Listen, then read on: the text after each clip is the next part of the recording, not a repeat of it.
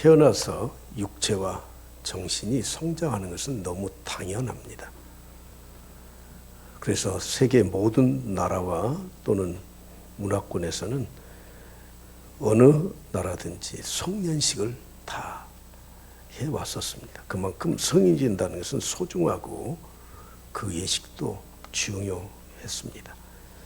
조선시대 유교 문화권 아래 관혼상제의 4가지의 큰 예식이 있는데 그 첫 번째가 바로 성인 예식입니다. 제가 인터넷에서 찾아봤습니다. 성인이 된 자녀들에게 어떤 선물을 줄까? 또 그 자녀들은 어떤 선물을 바라는가? 그랬더니 각각의 이 가치관에 따라서 선물이 달라지더라고요. 화장품을 선호하는 부모들이 있고, 특히 남자아이들이 이제 그 소년티를 벗어나서 냄새 좋은 향수 같은 것을 선물하기도 하고, 어떤 부모는 나이가 20살이 되도록, 우리 나이로 20살이죠. 만 19세. 그래서 장미꽃 20송이를 또 예쁘게 선물을 하는 가정도 있고, 우리 성인 된 여자 청년들은 외모에 많이 또 신경을 쓰나 봐요. 그래서 귀는 뚫지 않지만 귀걸이, 아주 멋있는 귀걸이 같은 거 선물하기도 하고, 어떤 가정에서는 태어날 때부터 나이 20살이 될 때까지 계속 기념 사진을 찍어 두었다가 그 앨범을 정리해서 예쁘게 정리해서 이제는 네가 정리해라. 너를 이만큼 키워줬다 하면서 그런 선물도 하기도 한다고 합니다. 시계도 또 지갑도 클러치백 같은 거, 편지와 용돈, 그리고 대를 이어온 또 소중한 반지 같은 것도 이제는 네 차지다 하고 물려주기도 하고, 어떤 집에서는 이제 대학교도 들어가고 했으니 내가 자동차 사줄게. 그래서 자동차까지도 사주는 가정이 있다고 합니다. 근데 저는 제 가치관이 그래서 그런지 모르지만 마지막 자녀들에게 사랑을 담아서 포옹해주고 마지막 키스로 이젠 부모가 책임을 다했다 하는 의미로 마지막 볼에 뽀뽀를 해주는 것이 큰 선물인 것 같아요. 우리 교회는 성년의 날이 되면 항상 도장을 선물했습니다. 이 동양 문화는 이 인장 문화 아니에요. 그래서 이 도장을 찍고 책임지고 인생 살아라. 그래서 지난 25년 동안 계속해서 우리 교회에 성인이 된 나이 청년들에게는 꼭 도장을 선물했습니다.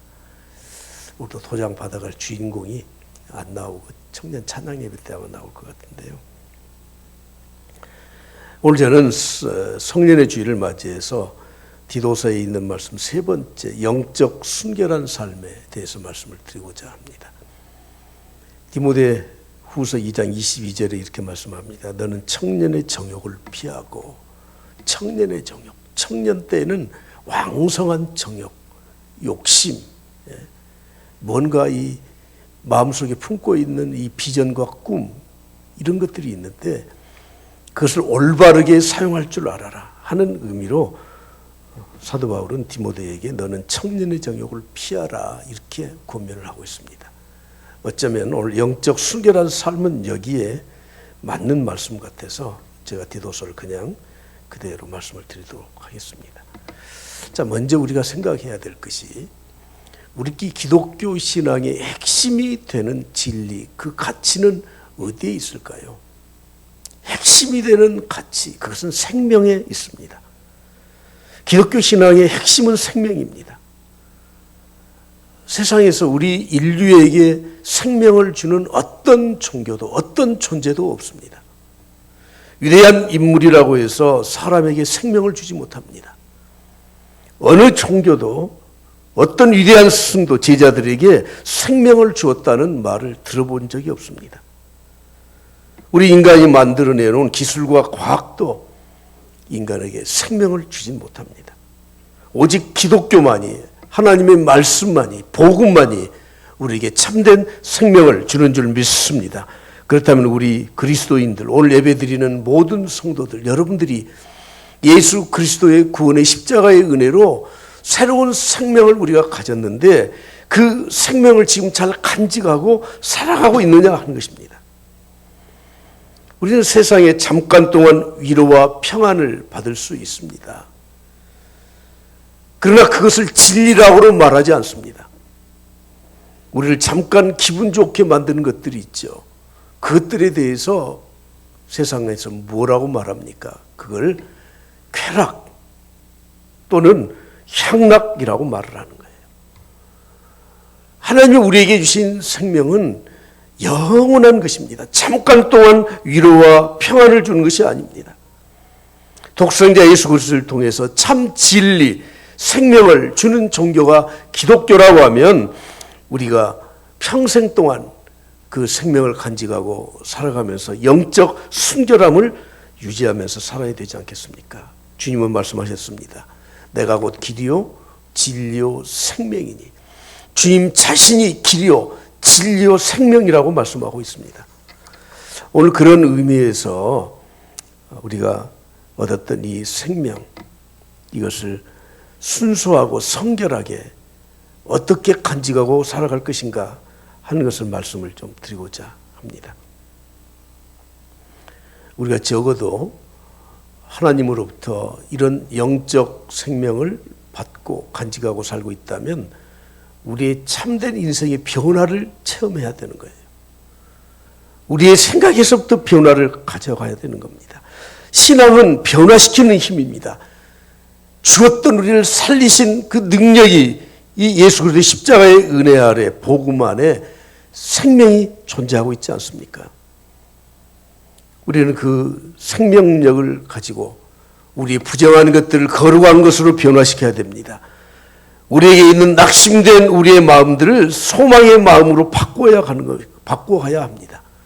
우리의 환경이 나를 괴롭히고 힘들게 하고 고통과 고난이 있을지라도 우리는 그 모든 것을 이겨낼 수 있는 힘이 바로 예수 그리스도의 생명의 말씀 가운데 복음의 능력 안에 있는 겁니다. 어떤 청년이 큰 포부를 가지고 이렇게 말을 했습니다. 야, 나는 이 세상을 바꿔볼 거야. 내 힘과 내 소망은 세상을 변화시키는 것이다 하고 하나님께 기도했습니다. 주님, 세상을 변화시킬 수 있는 힘을 나에게 주시옵소서. 기성세대가 하는 것이 전부 다 자기 마음의 성에 차지를 않았습니다. 그리고 열심히 세상을 변화시키기 위해서 노력했지만 변화되는 것이 없었다는 거예요. 그가 중년이 되었습니다. 기도 제목이 바뀌었습니다. 이제는 나를 통해서 세상을 변화시키는 것은 포기하고 내가 아는 지인들만이라도 내 가족만이라도 나를 통해서 변화시켜 주시옵소서. 기도의 제목이 바뀌었어요. 그러나 나이가 들고 노년이 되어서는 기도 제목이 더 작아졌습니다. 주님, 내 자신을 변화시켜 주시옵소서. 평생 동안 세상을 변화시키기 위해서 힘쓰고 노력했고 자기 지인들, 가까운 가족들을 변화시키기 위해서 애를 쓰고 노력했지만 변화되는 것이 없어요. 가만히 생각해 보니까 자기 자신도 변화시키지 못했던 거예요. 사랑하는 성도 여러분, 오늘 저는 생명력이 있는 이 복음이 내 인생을 변화시켜야 되는데 내가 세상을 변화시키기 이전에 내 주위에 있는 사람들을 변화시키기 이전에 내 가족을 변화시키기 이전에 내 자신이 올바르게 변화되는 그 능력을 우리 모두가 다 체험할 수 있기를 간절히 축복합니다. 할렐루야. 그래서 디모데 후서 2장 2절에서 말씀합니다. 또 내가 많은 증인 앞에서 내게 들은 바를 많은 증인 앞에서 네가 복음을 듣고 생명을 가졌지 않느냐. 그렇다면 충성된 사람에게 부탁이라는 거예요. 내가 변화되고 그리고 충성된 자들에게 부탁을 하고 그리고 그 충성된 자들이 또 다른 사람들을 가르치고 변화시킬 수 있을 것이다 하는 것입니다. 오늘 저와 여러분은 내 자신이 먼저 변화될 수 있기를 바랍니다. 할렐루야. 그리고 내 주위에 있는 사람에게 정말 참된 변화를 일으킬 수 있는 참된 생명의 능력이 우리 모두에게 있기를 간절히 축복합니다. 6월 1일 지방선거를 앞두고 뉴스에 나오는 그 인물 가운데 만 18살, 19살 된 청년들이 아마 그 청년 가운데는 남자, 여자가 각각 있는 것 같은데 이번에 기초의원에 출마를 하셨더라고요. 피선거권이 주어지니까 고등학생 때부터 정치에 깊은 관심을 가지고 있다가 드디어 첫 번째 6월 1일 지방선거에 그 청년 둘이서 10대 청년이 기초의원에 출마를 했더라고요. 당선이 될지 안 될지는 모르겠어요. 참 그 용기가 가상하지 않습니까? 적어도 우리 믿는 성도들이라고 하면 내 한 사람이 구원받고 만족하면서 사는 것이 아니라 내 평생의 삶에 참된 변화를 경험하고 살아야 되겠다는 분명한 인생의 목적이 우리에게 있어야 되는 겁니다. 그냥 한평생 나는 예수 믿고 천국 가면 그만이다 하는 그런 생각을 가지고 산다고 하면 영적 순결함을 우리가 유지할 수가 없는 것입니다.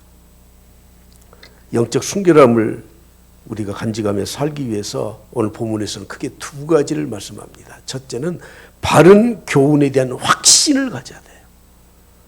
두 번째로는 바른 교훈과 상대적인 개념을 가진 다른 교훈, 거짓 교훈, 이단자들의 그 사상, 그 거짓 교훈이 무엇인가 하는 것을 알아야 됩니다. 대개 유괴를 당하는 대상자, 유괴의 대상자는 나이가 어린 아이들이거나 아니면 좀 분별력이 없는 사람들이거나 아니면 나이가 좀 많은 사람들을 대상으로 삼습니다.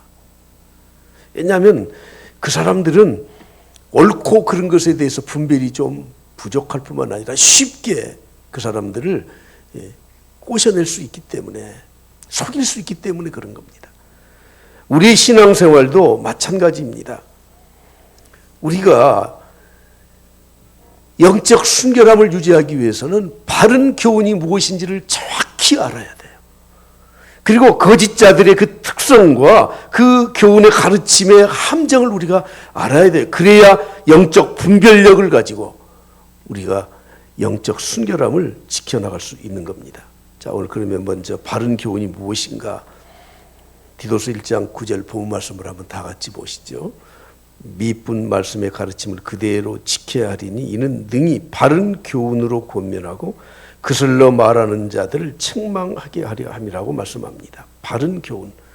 바른 교훈은 올바른 교훈, 건강한 교훈, 그리고 9절 처음에 말씀한 것처럼 미쁜 말씀의 가르침과 동의합니다.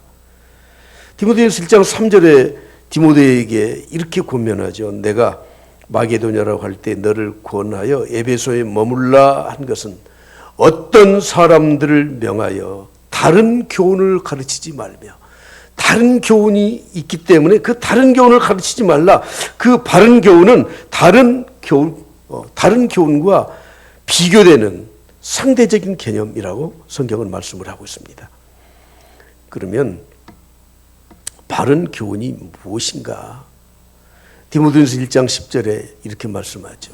음행하는 자와 남색하는 자와 인신매매를 하는 자와 거짓말하는 자와 거짓 맹세하는 자와, 자, 바른 교훈에 반대되는 개념의 가르침을 하는 사람들은 그 앞에 있는 거예요. 그러나 기타 바른 교훈을 거스리는 자를, 바른 교훈을 거스리는 자들의 모습은 어떤 모습입니까? 음행, 남색, 인신매매, 거짓말, 거짓 맹세 하는 것들이라고 말씀을 하고 있습니다. 로마서 1장 말씀에 보면 하나님은 우리에게 하나님의 가장 좋은 선물들을 선물해 주셨습니다. 그런데 인간이 타락한 이후에는 하나님이 주신 이 순리를 영리로 바꿔요. 그래서 그들이 하나님을 대항하고 하나님을 영광스럽게 하지 아니하고 오늘 디모데후서 1장 10절에서 말씀하는 이런 일들을 그들은 만들어가고 있다고 하는 것입니다.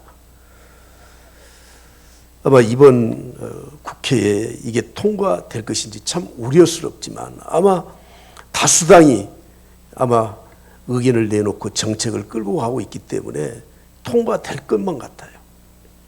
아무리 기독교가 반대를 하고 유교가 반대를 하고 종교에서 반대를 하고 생각이 바른 사람들이 그건 아니지요 하는 이 차별금지법에 대해서, 차별금지법이 무엇입니까? 차별하지 말자는 것입니다. 참 좋지 않습니까? 그런데 그 내용 안에 보게 되면 하나님이 주신 이 순리를 영리로 바꾸는 것에 대해서 그것도 차별하지 말자는 거예요. 대표적인 것이 바로 동성애입니다. 동성애. 여러분, 정상적인 것을 비정상으로 바꿔요. 바른 교훈을 따르지 아니하고 다른 교훈을 따르는 자들은 순리를 영리로 바꿔요. 그러면서 그것이 옳다고 주장하고 있다고 하는 것입니다. 바른 교훈이 무엇입니까? 디모데전서 1장 10절 말씀 그 이후에 11절에 계속해서 이렇게 말씀합니다. 이 교훈이 무엇이죠? 바른 교훈이에요. 이 바른 교훈을 내게 맡기셨는데 그 바른 교훈은 복되신이라고 말씀해요. 축복된 말씀이에요. 하나님의 영광의 복음을 따름이라. 하나님의 영광의 복음. 바른 교훈이 무엇입니까? 복된 하나님의 영광의 복음이에요. 영광이 무엇입니까? 빛이 난다는 것입니다. 영광이 무엇입니까? 세상을 밝히는 것이라는 것입니다. 영광이 무엇입니까? 바로 생명을 살리는 것이라고 성경은 말씀하고 있습니다.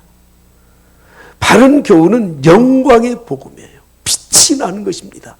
하나님의 영광이 선포되는 것입니다. 그런데 이것을 바꾸어서 다른 복음을 전한다는 것입니다.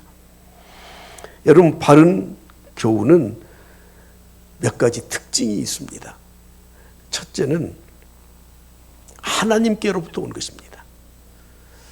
아무리 이성과 지성으로 올바른 것처럼 보여도 다수의 사람들이 추종해도 하나님이 주시지 않는 것은 바른 복음이 아닙니다. 신학적인 용어 가운데 정통교리, 정통이라는 말을 쓰고 있는데 요즘 현대인들이 들으면 뭐 조금 거부감을 느낄 수도 있습니다. 좀 딱딱하게 들리지 않습니까? 그런데 정통이라고 하는 것은 바로 하나님께로부터 내려온 그 근본이 하나님이라는 그런 뜻을 가지고 있습니다. 갈라디아서 1장 11절부터 12절에 이렇게 말씀하죠. 형제들아, 내가 너희에게 알게 하노니 내가 전한 복음은 사도 바울이 전한 복음, 사도들이 전한 복음, 2000년 후에 지금까지 우리에게 전해진 이 복음은 사람의 뜻을 따라 된 것이 아니에요. 사람이 지어낸 게 아니고 사람의 지식으로 만드는 것이 아니에요. 이는 내가 사람에게서 받은 것도 아니요 배운 것도 아니요 오직 예수 그리스도의 계시로 말미암은 것이라. 정통교리, 바른 교훈이 무엇입니까? 그것이 바로 하나님께로부터 유래된 거예요. 예수 그리스도께로부터 온 것입니다. 내 주장이거나 나 혼자만의 무슨 환상으로 말하는 것이 아니고 사람들이 앞뒤를 맞추어서 이런저런 이 궤변을 늘어놓는 그런 이론이 아니라는 것입니다. 두 번째로는 그것이 하나님께로부터 내려온 것이 역사적 전통을 통해서 올바르게 전수되어야 되는 거예요. 예수님이 이 땅에 오신 목적은 우리를 구원하시기 위해서 십자가의 대속의 제물로 죽으시기 위해서 오셨습니다. 그러나 그것 못지않게 중요한 한 가지가 있는데 그것이 무엇이냐면 사도들을 세우기 위한 목적으로 오셨습니다. 그래서 12명의 제자를 뽑으시고 3년 동안 그들과 함께 계시면서 훈련하시고 복음을 가르쳐 주시고 그리고 주님이 부활 승천하신 후에 그들을 지상에 남겨놓아서 사도로 그들을 파송을 보내서 그들이 복음을 전하고 지상의 교회를 세우도록 하셨던 것입니다. 무슨 뜻입니까? 바른 복음은 하나님께로부터 기인된 거예요. 그런데 그것이 역사적인 전통을 통해서 전수되어야 되는 겁니다. 그러기 위해서 주님은 12명의 사도를 세우셨고 그 사도들을 통해서 교회를 세우고 교회에서 올바른 교리 전통을 통해서 그 바른 복음이 전달되도록 하나님은 역사하고 계시다고 한 것입니다. 주님이 이렇게 말씀하셨죠. 내가 율법이나 선지자를 폐하러 온 줄로 생각하지 말라. 폐하러 오른 것이 아니요 완전하게 하려 함이라. 율법이나 선지자를 누가 세웠습니까? 하나님이 세우셨어요. 그러면 메시아인 예수 그리스도가 이 땅에 오셔서 그거 다 필요 없어. 폐하러 온 것이 아니라 불완전하게 여겨졌던 것들, 오직 예수 그리스도의 십자가의 은혜로 그걸 완전하게 하려 함이라고 말씀합니다. 다시 말하면 하나님께로부터 시작된 이 복음과 모든 역사적 전통을 그대로 계승해서 사도들에게 물려주고, 사도들은 이 땅의 참된 교회의 전통을 통해서 우리에게 복음을 이어갈 수 있도록 하시겠다고 하는 말씀 아니겠습니까? 종교 계획자들이 중세에 타락된 캐톨릭의 종교를 개혁했습니다. 여러분, 그것은 새로운 말씀을 받아서 새롭게 운동을 전개하는 것이 아니에요. 이미 주어진 계시의 말씀을 재발견하고 재해석해서 잘못된 것을 바로잡기 위한 운동이었다고 하는 것입니다. 그러므로 요즘 이것은 새로운 진리다. 이것은 내가 새로 받은 계시다. 그런 말들로 감언이설로 사람들을 유혹하는 이단자들을 절대 우리는 인정해서는 안 된다고 하는 것입니다. 물론 역사적 전통을 따라서 올바른 바른 교훈을 가진 교회들 가운데 그들이 올바르게 살지 못해서 세상 사람들에게 지탄을 받기도 하고, 또는 우리가 종교개혁과 같은 또 다른 계획을 통해서 바로 세우자 하는 것은 사실이지만, 하나님이 우리에게 주신 바른 교훈의 이 전통은 절대 저버릴 수 없다고 하는 것입니다. 여기에 못지않게 바른 교훈을 따르는 자들의 중요한 한 가지 과제가 남아있다는 것을 아셔야 돼요. 그게 무엇이냐면 올바른 윤리성을 가져야 되는 겁니다. 그것이 바른 진리다 하는 것을 믿었다면 그 말씀대로 살아가면서 윤리와 도덕이 그에 합당하게 그들의 삶으로 증거되어야 되는 거예요. 주님은 이렇게 말씀하셨습니다. 그들의 열매로 그들을 알 수 있을 것이다. 여기 계신 분들 대부분은 과수원을 안 해봤기 때문에 사과나무가 어떻게 생겼는지, 배나무가 어떻게 생겼는지, 복숭아나무가 어떻게 생겼는지 아마 구별이 잘 안 될 거예요. 예. 꽃이 피어도 그것이 사과꽃인지 백꽃인지도 도회지 사람들은 모르더라고. 그러나 언제 알 수 있어요? 언제 알 수 있어요? 예, 8월, 9월이 돼서 열매를 맺기 시작하면 아, 이게 사과나무였구나. 알 수 있는 거예요. 겉으로 보기에는 다 같은 성도라고 하니까, 다 같이 예수 믿는다고 하니까, 다 같이 목사라고 하니까 우리는 그런가 보다. 그러나 그 사람의 삶의 열매를 보면 그 사람의 신앙이 진실했는지를 알 수 있습니다. 그러므로 바른 신앙이라고 하는 것은 무엇입니까? 바른 교훈을 믿는다는 것은 무엇입니까? 하나님이 주신 이 복음, 그리고 전통적으로 내려오는 교회의 정통성을 가진 교리, 마땅히 그것을 믿고 그리고 따라야 되지만 그 결과를 봐야 되는 거예요. 마태복음 16장 17절 다시 한번 봅니다. 그들의 열매로 그들을 알지니 가시나무에서 포도를 또는 엉겅퀴에서 무화과를 따겠느냐. 이와 같이 좋은 나무마다 아름다운 열매를 맺고 못된 나무가 나쁜 열매를 맺는다고 말씀을 하고 있습니다. 여러분, 그러므로 오늘 저는 영적 순결한 삶에 대해서 여기에 포커스를 맞춰서 말씀을 드리고자 합니다. 성인이 되었다는 것은 무엇입니까? 자기의 행동을 자기가 책임지는 삶을 사는 것이 성인이에요. 이미 우리는 기성세대예요. 우리가 어떻게 살아왔든지 우리는 살아왔습니다.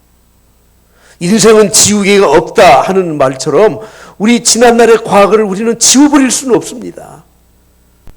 그러나 지금부터 우리가 바른 교훈을 따라서 살아가는 앞으로의 삶에서 맺어야 될 열매가 무엇입니까? 그것은 바로 하나님이 우리에게 주신 성령을 따라서 맺는 그런 아름다운 열매, 그 열매가 우리에게 절실히 필요하다고 하는 것입니다. 그러므로 영적으로 성숙한 자들은 교리적인 바른 교훈과 우리의 삶의 경건한 삶이 분리되어 있지 않습니다. 디모데후서 6장 3절에 말씀하죠. 누구든지 다른 교훈을 하며 바른 말 곧 우리 주 예수 그리스도의 말씀과 경건한 교훈을 어떻게 하라고요? 따르지 아니하면 따라야 된다는 거예요. 내가 바른 교훈을 믿었다면, 그 바른 교훈을 간직했다면 나는 그 말씀대로 순종하면서 따르면서 살아라, 이렇게 말씀하고 있습니다. 이제 두 번째로, 그럼 거짓 교훈은 도대체 뭔가, 거짓 교훈을 따르는 자들은 어떻게 살고 있는가 하는 것을 소개하고자 합니다. 두말할 필요가 없이 거짓 교훈은 주님이 우리에게 주신 복음, 하나님께서 우리에게 주신 말씀, 그 말씀에서 벗어나는 것이에요. 그런데 여러분, 말은 그렇게 해요. 그러나 그들은 본질적으로 그것에서 떠나는 형식에 얽매이는 있는 것들이 참 많이 있다는 겁니다. 그 대표적인 것이 할례라고 하는 거예요. 초대교회 유대주의자들은 예수 그리스도의 복음을 어느 정도 받아들였습니다. 그러나 자기들이 그동안 지켜왔던 전통적인 이 할례 제도나 구약의 말씀들 가운데서 도저히 버리지 못한 것들이 있었습니다. 그래서 그들은 이렇게 말을 합니다. 예수 그리스도의 십자가의 은혜로 구원을 그래 받을 수 있어. 우리도 그렇게 믿고 싶어. 그러나 우리는 원래 유대인 아니냐. 구약에서부터 내려온 전통적인 유대인이 했던 할례, 이것만은 버리지 못하겠다. 그러나 성경은 우리에게 분명히 말씀하고 있습니다. 로마서 2장 28절 29절에 보면 표면적 할례가 있고 내면적 할례가 있다는 거예요. 이것은 로마서에서만 말씀하는 것이 아니에요. 이미 신명기 10장 16절에서도 말씀합니다. 너희 마음의 할례를 받으라. 우리의 육체의 할례만 받지 말고 마음의 할례를 받으라는 거예요. 예레미야 4장 4절에 보면 너희는 스스로 할례를 행하여 마음의 가죽을 벗겨내라. 우리의 양심에 더러운 것들을 벗겨내라. 그것이 참 할례라고 말씀을 하고 있습니다. 사랑하는 성도 여러분, 거짓 교훈자들은 복음에서 완전히 벗어나지 않는 것 같습니다. 그걸 받아들이는 것 같습니다. 그런데 거기에다가 본질이 벗어난 형식적인 것에 얽매여서 복음의 본질을 훼손시키고 있다고 하는 것입니다. 비본질적인 것에 너무너무 집착하면서 그들은 가르치고 있다는 거예요. 또 한 가지, 음식에 대해서 그들은 구약에서 가르친 음식만을 먹어야 된다고 가르치고 있습니다. 요즘도 안식교라고 하는 이단 종파에서는 채식만을 강조하고 있지 않습니까? 여러분, 음식은 우리가 골라 먹어야 돼요. 어떻게 골라 먹어야 됩니까? 영양가 있는 걸로, 내 몸에 이로운 것으로 골라 먹어야 돼요. 그러면 되는 거예요. 그 먹는 것이 구원과 상관이 없는 거예요. 그런데 그것에 무슨 의미를 두어서 음식이 내 영혼까지 지배하는 것처럼 가르치는 것은, 그것은 잘못된 가르침이라고 하는 것입니다. 아무튼 거짓 교훈자들은 하나님의 말씀을 자꾸 변질을 시키려고 하는 거예요. 그러면서 그 다른 복음을 따르는 자들의 심각한 비윤리성을 오늘 본문에서 소개하고 있습니다. 자, 10절부터 12절 말씀까지 함께 봉독합니다. 불순종하고 헛된 말을 하며 할례법 가운데 특히 그러하니 그들의 입을 막을 것이라. 이런 자들이 더러운 이득을 취하려고 마땅하지 아니한 것을 가르쳐 가정들을 온통 무너뜨리는도다. 그레데인 중에 어떤 선지자가 말하되 그레데인들은 항상 거짓말쟁이며 악한 짐승이며 배만 위하는 게으름뱅이라 하니. 자, 간략하게 말씀드리면 첫째는 불순종이에요. 하나님의 말씀과 바른 교훈에 불순종한다는 것입니다. 복종하지 않습니다. 다른 복음, 다른 교훈을 따르는 자들의 가장 첫 번째 두드러진 특징은 하나님 말씀에 복종하지 않습니다. 우리 성도들 중에서도 또는 저를 비롯해서 목회자들 중에서도 하나님의 말씀이 아닌 것에 대한 고집이 센 사람들이 많아요. 자기의 주장이 옳다고 하는 거예요. 아니, 하나님이 말씀하셨으면 순종해야 되고 그것이 이성과 지성적으로 합리적인 말 같으면 그걸 순응을 해야 되는데 고집이 너무 세. 옹고집이에요, 옹고집. 오늘 제가 원고에는 써왔지만 이름까지 제가 다 써왔는데 전에 시골에서 저보다 나이가 한 너댓 살 많으신 집사님이 계셨는데 그분이 참 고집이 세시더라고. 근데 전혀 이치에 닿지도 않는 말을 가지고 고집을 피워요. 한 번 말을 뱉으면 절대 취소라는 게 없어. 참 목사님도 힘들어하고 다 힘들어요. 얼마 있으니까 이제 광주로 도예지로 와서 사시더라고. 교회는 다녀. 근데 제가 우연히 최근에 알았는데 어느 교회를 다녔대요. 근데 너무 고집이 세서 너무너무 고집이 세서 힘들었다는. 근데 몇 년 전부터는 또 다시 시골에 귀농을 하셨어. 근데 그곳에서도 얼마나 고집이 센지. 여러분, 우리가 올바른 것에 대해서는 우리는 항상 순종하고 살아야 됩니다. 반항이 체질화되었습니다. 사실 여부를 확인하지 않습니다. 그리고 자기 생각과 주장만을 말을 합니다. 이것이 다른 복음, 특히 이단자들의 특징 가운데 하나입니다. 헛된 말을 해요. 무의미한 말, 헛된 말을 해요. 여러분, 우리가 교회에 모여서 또는 대화를 하든지 교제를 할 때 재미있는 말이라고 하면서 킥킥거리면서 헛된 말을 하면 그거 별로 유익이 없습니다. 들을 때는 그냥 뭐 좀 웃고 지나가고 그렇죠. 코미디죠, 코미디. 속임수의 말을 해요. 거짓된 인격에서 나오기 때문에 항상 사람들을 속여요. 감언 이슬로 속여요. 더러운 일을 탐해요. 결국엔 다른 교훈을 따르는 자들의 마지막 종착역은 여기에 다 종결이 된 것 같아요. 결국은 돈에 있어요, 돈에. 부도덕한 이단들의 마지막 목적은 돈입니다.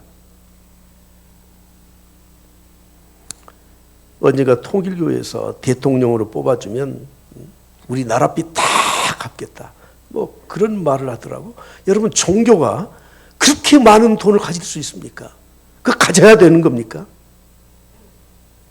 다미선교회 여러분들 아시잖아요. 1992년 7년 후에 이 땅에 심판이 있다 그러면서 다가올 미래를 준비하라.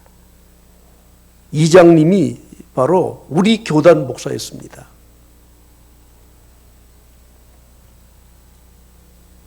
그의 금고를 수사를 해보니까 당시 수십억의 현금이 있고 그리고 부동산 등기 권리증이 수도 없이 있었다는 거예요. 아니, 내일 모레 주님이 재림하시고 이 세상을 심판하러 오신다는데 성도들은, 그를 추정하는 사람들은 그따 재산을 바치면 자기는 그걸 금고에다가 모아놔요?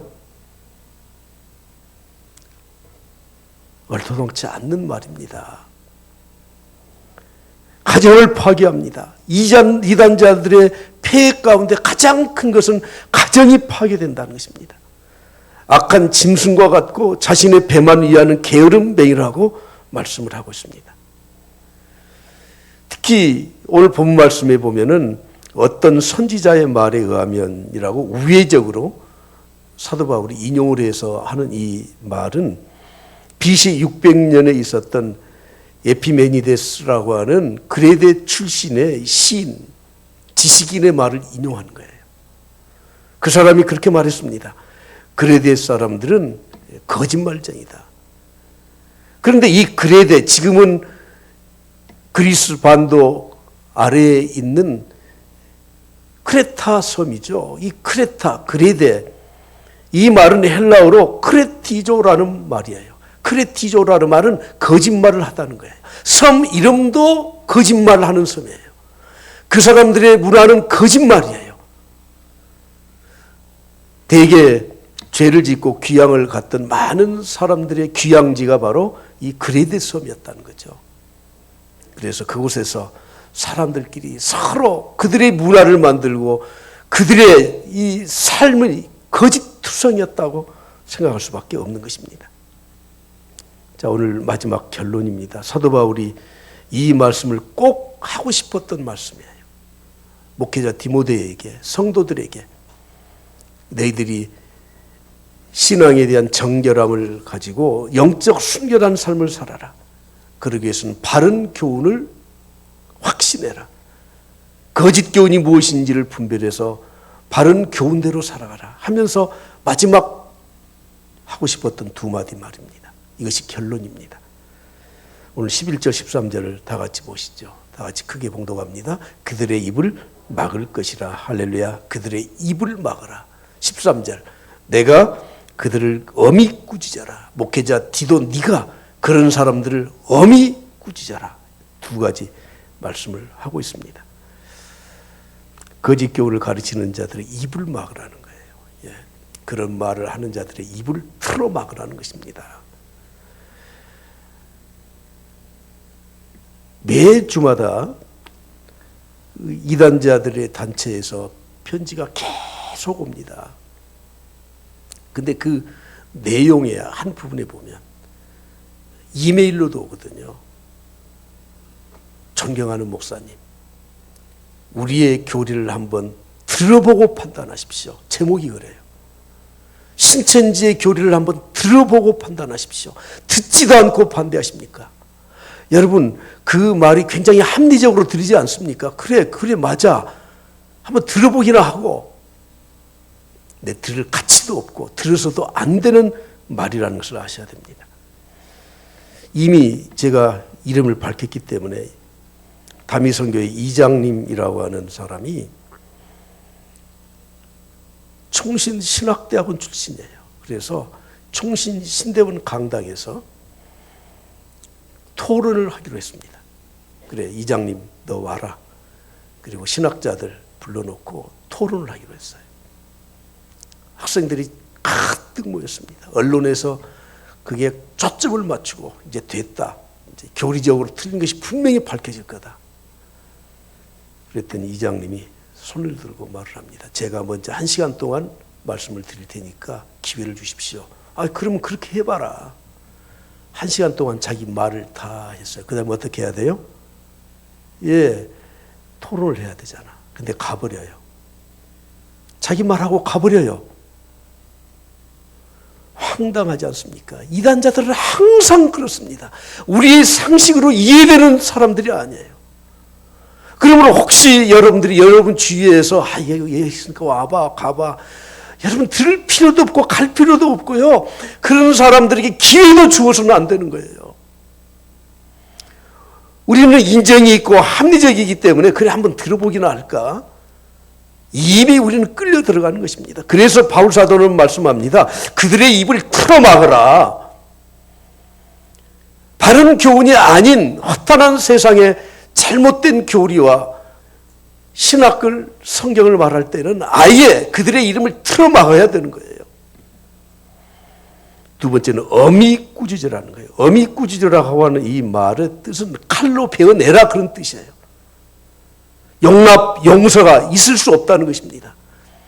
환부를 도려내듯이 그들을 칼로 베어내듯이 도려내라 그런 뜻입니다.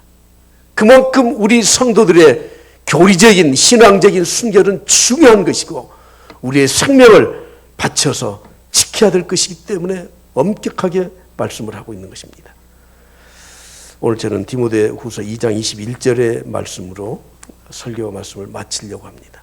오늘 성년의 주일입니다. 성인은 자기의 행동과 말에 대해서 책임을 질 줄 아는 사람이어야 돼요.